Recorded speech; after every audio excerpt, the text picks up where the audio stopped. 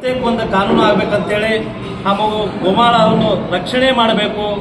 ಎಲ್ಲ ಕಡೆ ಗೋ ರಕ್ಷಣೆ ಐತಿ, ಗೋಮಾಳ ರಕ್ಷಣೆ ಇಲ್ಲ. ಕುರಿಗಾರರಿಗೆ ಅರಣ್ಯದಲ್ಲಿ ಮೀಸಲಾಗಿ ಕೊಡ್ತಾ ಇದ್ದಿಲ್ಲ, ಅದಕ್ಕೆಲ್ಲನೂ ಕೊಡಬೇಕಂತೇಳಿ ಈ ಒಂದು ಪತ್ರಿಕಾಗೋಷ್ಠಿ ಇರುವುದರಿಂದ, ಹಾಗೂ ಹೇಗೆ ಜನೌಷಧಿ ಐತೋ ಹಾಗೆ ಧನೌಷಧಿಯೂ ಆಗಬೇಕು.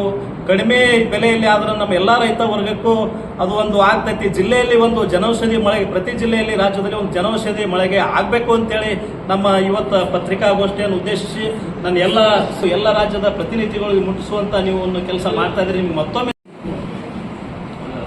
ಕುರಿಗಾರರ ಮೇಲೆ ಅವಿರತವಾಗಿ ಅನ್ಯಾಯ, ಅತ್ಯಾಚಾರ, ಸುಲಿಗೆ ಪ್ರಕರಣಗಳು ಹಾಗೂ ಈ ರಾಜ್ಯದಲ್ಲಿ ಸಂಚಾರಿ ಕುರಿಗಾರರಿಗೆ ಆಗುವಂಥ ಸಮಸ್ಯೆಗಳ ಬಗ್ಗೆ ಇವತ್ತಿನ ದಿವಸ ನಾವು ಪತ್ರಿಕಾ ಮಾಧ್ಯಮದ ಮುಖಾಂತರ ಸರ್ಕಾರಕ್ಕೆ ಎಚ್ಚರಿಕೆ ಕೊಡಲು ಏನಪ್ಪ ಎಚ್ಚರಿಕೆ ಅಂತಂದರೆ, ಕರ್ನಾಟಕ ರಾಜ್ಯದಲ್ಲಿ ಕೃಷಿಯನ್ನು ಇದೇ ನಮ್ಮ ರಾಜ್ಯಾಧ್ಯಕ್ಷರು ಉದ್ದಿದ್ದ ವಿಷಯಗಳನ್ನು ಹೇಳ್ತಾ ಇದ್ದಾರೆ. ಇವತ್ತು ನಾವು ಹಿಂದಾದ 10 ವರ್ಷಗಳಾದಂಥದ್ದು ನಿಮ್ಮ ಪತ್ರಿಕೆ ಮುಖಾಂತರ ನೀವು ನೋಡಿರ್ಬೋದು. ನಾವು ಹೋರಾಟಗಳನ್ನು ಮಾಡೋದು ವಿಜಯಪುರ DC ಆಫೀಸ್ನಲ್ಲಿ ಕುರಿಗಳ ಹಾಕಿದ್ದು, ವಿಜಯಪುರ ತಾಲೂಕು ತುಂಬಾ ಯಾವ ತಾಲೂಕದಲ್ಲಿ ನಾವು ಕುರಿಗಳ ಕಾಯ್ದೆಯನ್ನ ಮಾಡಲಿಕ್ಕೆ ವಿಳಂಬ ನೀತಿಯನ್ನ ಸರ್ಕಾರ ಅನುಸರಿಸ್ತಾ ಇದೆ.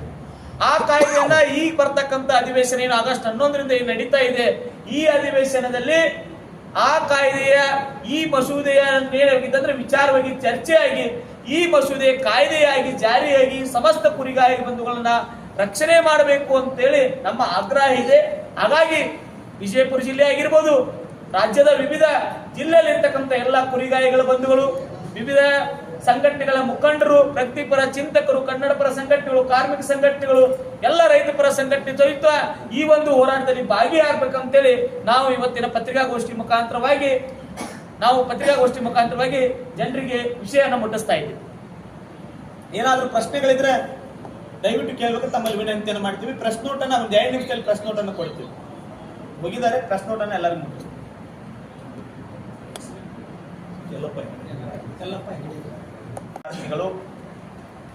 ಇವತ್ತಿನ ಪತ್ರಿಕಾಗೋಷ್ಠಿಯ ಮುಖ್ಯವಾಗಿರತಕ್ಕಂಥ ಉದ್ದೇಶ, ಆಗಸ್ಟ್ 19ರಂದು ಕುರಿಗಾಯಿಗಳ ನಡಿಗೆ ವಿಧಾನಸೌಧ ಕಡೆಗೆ ಏನು ಈ ಕುರಿಗಾಯಿಗಳ ಒಂದು ಬೃಹತ್ ಚಳವಳಿಯನ್ನು ಆರಂಭ ಆಗಿದೆ. ಕುರಿಗಾಯಿಗಳ ನಡಿಗೆ ವಿಧಾನಸೌಧ ಕಡೆಗೆ ಅಂತಕ್ಕಂಥ ಘೋಷ ವಾಕ್ಯದೊಂದಿಗೆ ಬೆಂಗಳೂರಿನ ಫ್ರೀಡಂ ಪಾರ್ಕ್ನಲ್ಲಿ ಮಂಗಳವಾರ ದಿನಾಂಕ 19ರಂದು ಬೃಹತ್ ಪ್ರತಿಭಟನೆಯನ್ನು ಹಮ್ಮಿಕೊಂಡಿದ್ದೀವಿ. ಯಾಕೆ ಈ ಪ್ರತಿಭಟನೆಯನ್ನು ಹಮ್ಮಿಕೊಂಡಿದ್ದೀವಪ್ಪ ಅಂತಂದ್ರೆ, ರಾಜ್ಯದಲ್ಲಿರ್ತಕ್ಕಂಥ ಕುರಿಗಾಯಿಗಳ ಮೇಲೆ ನಿರಂತರವಾಗಿರ್ತಕ್ಕಂಥ ಹಲ್ಲೆ, ದೌರ್ಜನ್ಯ, ಕಳ್ಳತನ, ಅತ್ಯಾಚಾರ ಪ್ರಕರಣಗಳು, ಕೊಲೆ ಪ್ರಕರಣಗಳು ಅತ್ಯಧಿಕ ಪ್ರಮಾಣದಲ್ಲಿ ನಡೀತಾ ಇದ್ದಾವೆ. ಇವುಗಳನ್ನ ತಡೆಗಟ್ಟಬೇಕು, ಕುರಿಗಾಯಿಗಳಿಗೆ ರಕ್ಷಣೆಯನ್ನ ನೀಡಬೇಕಂತೇಳಿ ಇಡೀ ಕುರಿಗಾಯಿಗಳ ಸಮೂಹ, ಏನು ಎಲ್ಲ ಶೋಷಿತ ಸಮುದಾಯಗಳು ಕುರಿಯನ್ನ ಮೇಯಿಸಿಕೊಂಡು ಉಪಜೀವನ ಮಾಡ್ತಕ್ಕಂಥ ಈ ಕುರಿಗಾಯಿಗಳ ಸಮೂಹಕ್ಕೆ ಒಂದು ಕಾಯ್ದೆಯ ಬಲವನ್ನು ಕೊಡಬೇಕಂತೇಳಿ ನಾವು ಸರ್ಕಾರವನ್ನು ಆಗ್ರಹಿಸ್ತಾ ಇದ್ದೀವಿ.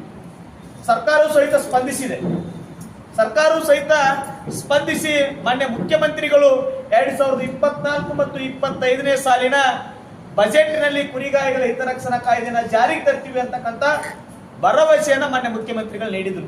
ತಮಗೆಲ್ಲ ಗಮನಕ್ಕಿದೆ, ಕುರಿಗಾರರ ಕೊಲೆ ಪ್ರಕರಣಗಳು ನಮ್ಮ ಬಸವ ಕಲ್ಯಾಣ ತಾಲೂಕಿನಲ್ಲಿ ಆಗಿರ್ತಕ್ಕಂಥದ್ದು, ಪ್ರಭು ಮೇತ್ರಿ ಅಂತಕ್ಕಂಥ ಕೊಲೆ, ನಮ್ಮ ಬಾಗಲಕೋಟೆ ಜಿಲ್ಲೆ ಬದಾಮಿ ತಾಲೂಕಿನ ಉಗಲಘಟ್ಟದಲ್ಲಿ ಚನ್ನಪ್ಪ ಜಮ್ಮನಕಟ್ಟಿ ಅಂತಕ್ಕಂಥ ಕೊಲೆ, ಧಾರವಾಡ ಜಿಲ್ಲೆ ಕುಂದಗೋಳ ತಾಲೂಕಿನ ಲಕ್ಷ್ಮೀ ಕಳ್ಳಿಮಣಿ ಅಂತಕ್ಕಂಥ ಹೆಣ್ಮಗಳು ಅತ್ಯಾಚಾರ ಮಾಡಿ ಕೊಲೆ, ಕಳ್ಳತನ ಪ್ರಕರಣ ಹೀಗೆ ಆಗ್ತಕ್ಕಂಥ ಸಂದರ್ಭದಲ್ಲಿ ನಾವು ಸರ್ಕಾರಕ್ಕೆ ಏನು ಒತ್ತಾಯ ಇದ್ವು ಅದಕ್ಕೆ ಸರ್ಕಾರ ಸ್ಪಂದಿಸಿದೆ. ಸರ್ಕಾರದಲ್ಲಿ ಒಂದು ಬಿಲ್ ಇದೆ. ಈಗ ಏನಪ್ಪಾ ಬಿಲ್ಲು ಅಂತಂದ್ರೆ, ಸಾಂಪ್ರದಾಯಿಕ ಕುರಿಗಾಯಿಗೆ ಸಂಬಂಧಪಟ್ಟಂಗೆ ನಾವು ಕಾನೂನು ತರುವುದಲ್ಲ, ಆ